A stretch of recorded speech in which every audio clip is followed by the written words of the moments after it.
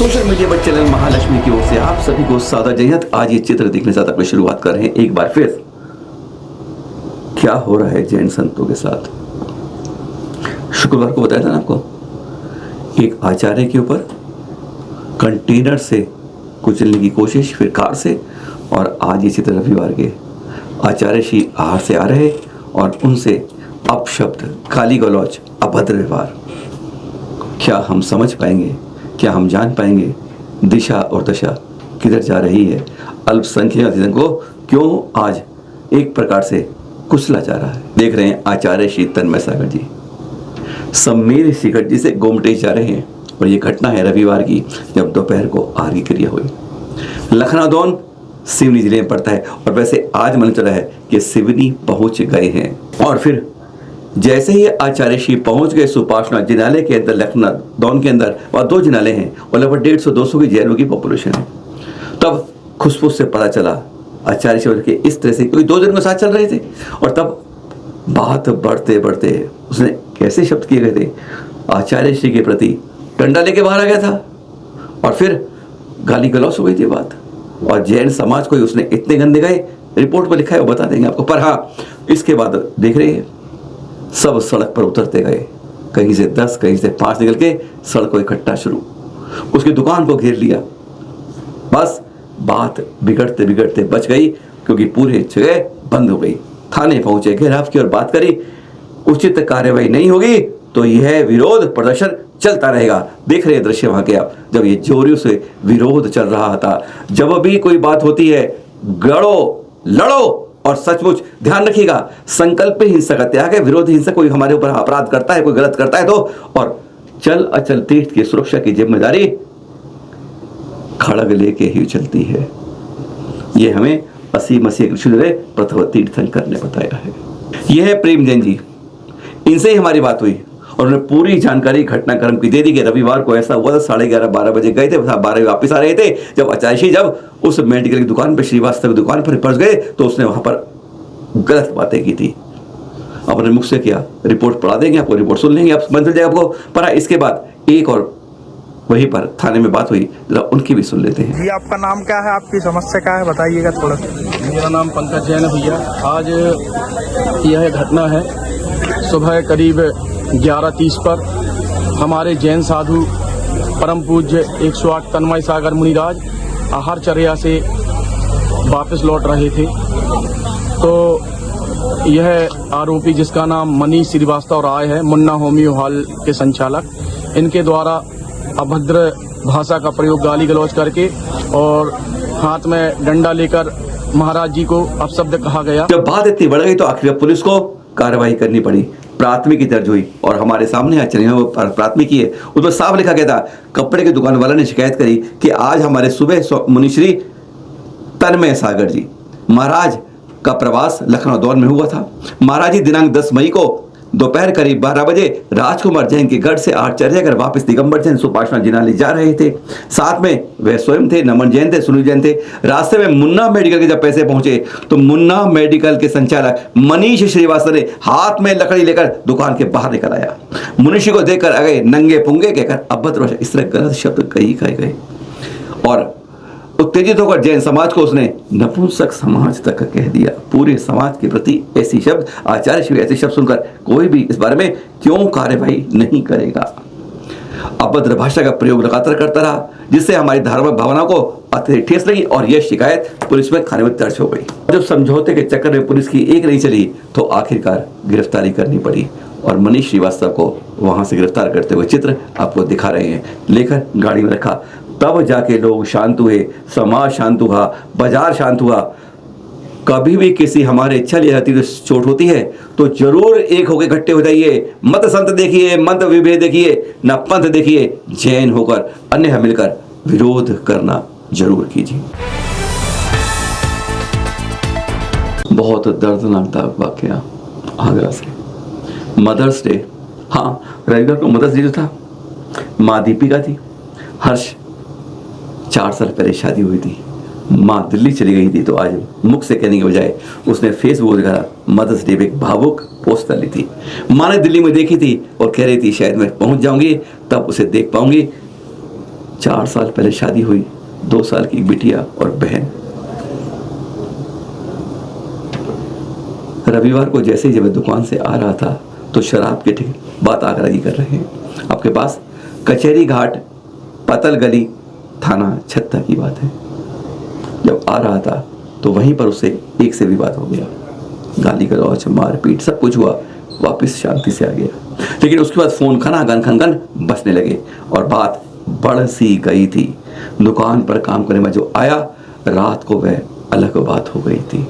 जो जानकारी हमारे पास मिली है, तो दुनियागंज के शराब ठेके पर जो मारपीट शुरू हुई थी, उसके बाद उस जो बहन बता रही है दीपिका कि उस भाई के पास लगातार फोन आते रहे, लगातार आते रहे और वह व्यक्ति लगातार उसे धमकी दे रहा था।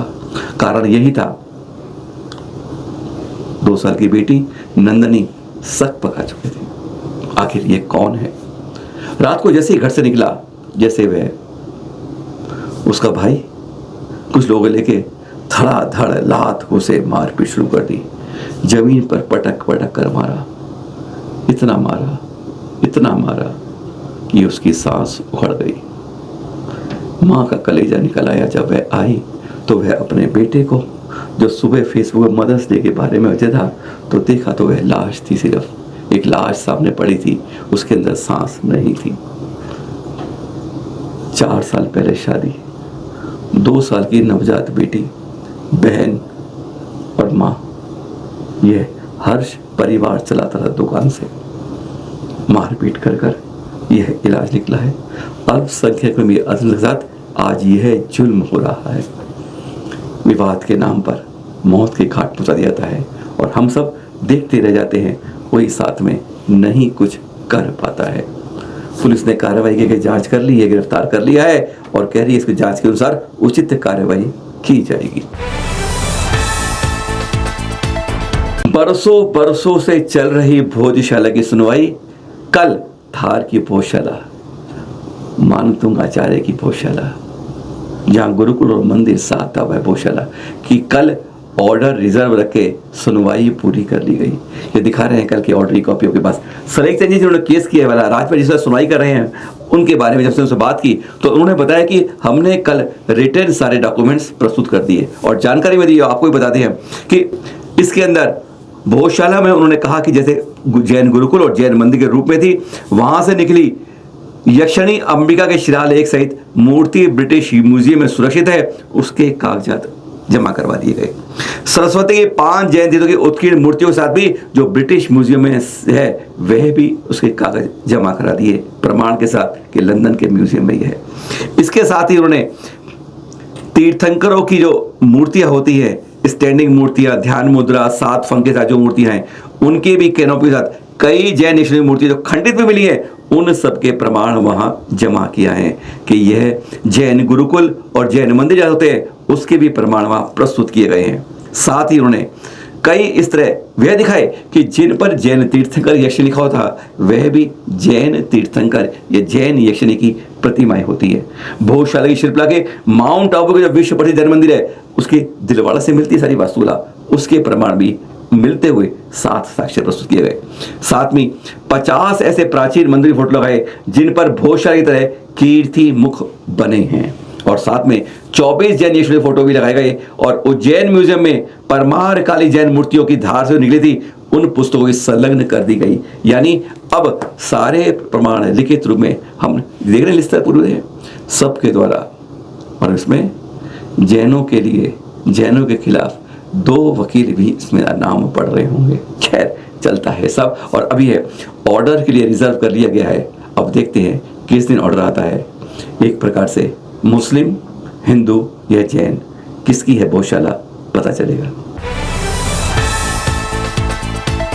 और अब लेते हैं यूपी के इटावा में, आपके पास दिख रहे हैं यहाँ जैन भाई श्रद्धालु कार सेवा कर रहे हैं। जी हाँ, एक नए जिनालय की नींव तैयार कर रहे हैं। 25 मई इटावा, तारीख नोट कर दीजिएगा। वैसे हम कहते हैं ना, जैसे 22 अक्टूबर मथुरा चलो, बस इसी तरह से यहाँ 25 फरवरी तैयार हुई। उपाध्याय विष्णु सागर जी यहीं विराजमान है। उन्होंने बताया है कि ये मल्लीनाथ भगवान की, तीर्थंकर की सबसे बड़ी प्रतिमा यहीं विराजमान हो रही है। इसके लिए 35 फुट ऊंची ऊंचाई होगी, 35 फुट, 15 फुट चौड़ी वेदी बन रही है, 7 फुट गहरी बन रही है और उस पर सबसे बड़ी विशालता मिलना चाहिए, यही पर एक बार सुन लीजिए उन्हीं के श्रीमुख से। बेसन सागर तीर्थ धाम जैतपुरा इटावा में हम लोग हैं। आज 12 मई का दिन है। हमारे भव्य 35 फुट ऊंची ज़मीन से 15 फुट चौड़ी, 7 फुट चौड़ी एक बन्नीनाथ भगवान की भव्य वेदी बन रही है। हमारे इटावा के बहुत सारे कार्यकर्ता यहाँ पर आए, वो कार सेवा दे रहे हैं। अंकर 5, आज एक सवाल पूछ ले आपसे, कितने तीर्थंकरों का जन्म और तप कल्याणक एक साथ होता है? दूसरा, अयोध्या में इसे शाश्वत धरा है जहाँ 24 में जन्म होता है, पर इस बार कितने तीर्थंकरों का जन्म हुआ है बता सकते हैं आप? अयोध्या में इस बार 5 तीर्थंकरों का जन्म हुआ है। आदिनाथ जी, दूसरे अजितनाथ जी, चौथे अभिनंदन जी, 5वें सुमतिनाथ जी और फिर 14वें अनंतनाथ जी, जिनका कल जन्म और तप कल्याणक है। पर हाँ, एक सवाल हो गया, जन्म और तप कल्याणक है, कितने तीर्थंकरों का जन्म तो एक साथ होता है पता है आपको? कितनों का नहीं होता है बता दीजिए? 4 का नहीं होता है। पहले संभवनाथ जी, दूसरे सुमतिनाथ जी, तीसरे अरनाथ जी और चौथे जिनका जिन शासन चल रहा है महावीर स्वामी। याद रखिएगा, कुछ जानकारी अपनी बर्थडे एनिवर्सरी के लिए कुछ याद रखिएगा। पर हाँ, बात कर रहे हैं अनंतनाथ जी के इस जन्म और तप कल्याण की। अयोध्या में जन्म हुआ 13वें तीर्थंकर श्री विमल नाथ जी के 9 सागर 15 लाख वर्ष के लगभग बीत जाने के बाद अयोध्या में महाराजा सिंह सेन जी की महारानी सर्वईशा के गर्भ से आपका जन्म होता है। ऐसी ज्येष्ठ कृष्ण की द्वादशी को इक्ष्वाकु वंश में जन्म होता है और जन्म तक यानी 15 माह तक लगातार कुबेर रत्नों की बरसात राजमहल पे करता है। कोई कहता है 3 बार, कोई कहता है 4 बार। 3.5 करोड़ रत्नों की आपकी आयु 30 लाख वर्ष थी और शरीर की ऊंचाई थी 50 धनुष। आपने 7.5 लाख वर्ष कुमारकाल व्यतीत किए, 15 लाख वर्ष राजपाट संभाला और फिर इसी तिथि को राजमहल की एक दिन छत पर थे, देखते हैं बिजली आती है और छट 1 सेकंड में नष्ट हो जाती है। बस ये देखकर आपको वैराग्य की भावना बलवती हो जाती है। और फिर अयोध्या नगर के साहित्यिक वन में सागर दत्ता पालकी से आप अश्वत्थ वृक्ष के नीचे पहुंच जाते हैं दीक्षा के लिए। 1000 अन्य राजा भी आपको देखा दीक्षा करते लेते हैं और फिर पंचमुष्टि के श्लोक के आप 2 वर्ष कठोर तप करते हैं। बोलिए ऐसे 14वें तीर्थंकर अनंतनाथ जी के जन्म और तप की जय जय जय। 2 दिन पहले चरण मासी ने अयोध्या में ही थी, इसी जगह पर जो आप देख रहे हैं। पर पता नहीं क्यों हाथ के अंदर बुराई निकल जाती है, कहीं ना कहीं गलती निकाल लेते हैं। देख रहे हैं लॉर्ड अभिनंदन, लॉर्ड अनंतनाथ जी, क्यों? वहीं से एक रिपोर्ट हमारी सुन लीजिए। चरणों के पास फिर एक शिलालेख है, हमें ध्यान रखना होगा क्योंकि अयोध्या की बात दुनिया तक गूंजती है। यहाँ पर अनंतनाथ 14वें तीर्थंकर का परिचय दिया है, पर हिंदी में आपको स्तुति सही मिल जाएगी संस्कृत में, पर जब हम अंग्रेजी में रूपांतर, जो यहाँ विदेश के लोग आते हैं हिंदी नहीं जानते, संस्कृत नहीं जानते, ब्राह्मी नहीं जानते, वो अंग्रेजी जानते हैं। जब वो पढ़ते हैं biographical outline of lord Adinath, Anantnath, Sumatinath, Abhinandannath यहाँ पर अयोध्या में, तो क्या सोचते होंगे ये लॉर्ड वही हैं जो जज अदालत में निर्णय करते हैं। फर्क करना होगा, लॉर्ड भगवान और तीर्थंकर में बहुत फर्क है। तीर्थंकर दुनिया में 24 ही हैं, 24 ही रहेंगे, पर ये लॉर्ड बनते उतरते रहते हैं। अनंतनाथ ऐसे नहीं है। सुधार आज भी करें तो आने वाला कल तो समझ पाएगा कि तीर्थंकर और लॉर्ड में जमीन आसमान का फर्क होता है। जोसेफ विजय आज बहुमत भी ले लिया, एएम में टूट के उठ गया। राजनीति बात नहीं कर रहे, पर इन्होंने कुर्सी पर पहले हस्ताक्षर में गजब ढा दिया। हमारे प्रधानमंत्री बंगाल में जाके कह रहे थे कि तुम्हें मछलियां अब इतनी यहाँ करवा दूंगा कि तुम्हें बाहर से तुम्हारे शहर में नहीं आएंगी, और इन्होंने मांसाहार के पहले शराबबंदी पर लगा दिया। लगभग 700 के लगभग जितनी शराब की दुकानें सरकारी हैं सब 2 माह में ताले लग जाएंगे। और साथ में इन्होंने कहा है कि किसी भी स्कूल के आगे, किसी भी कॉलेज के आगे, किसी भी पार्क के पास, किसी भी मंदिर के आगे, किसी भी मस्जिद के आगे, किसी भी चर्च के आसपास 500 मीटर तक कोई दुकान खुली है तत्काल बंद कर दी जाएगी। शराबबंदी पर एक बहुत बड़ी मोहर लगा दी। ये होती है अच्छी बात, इसलिए जैन समाज के भी लगभग 16-17 ऐसे वहाँ पर जिनाले हैं तमिलनाडु में जिनके आसपास शराब की दुकानें हैं, जो जानकारी हमें सूत्रों से मिली है। एक अच्छी राहत की बात, आते ही एक अच्छी शुरुआत। और एक और बहुत बड़ी है ना अच्छी खुशी की बात जो आज तक आपने नहीं सुनी होगी।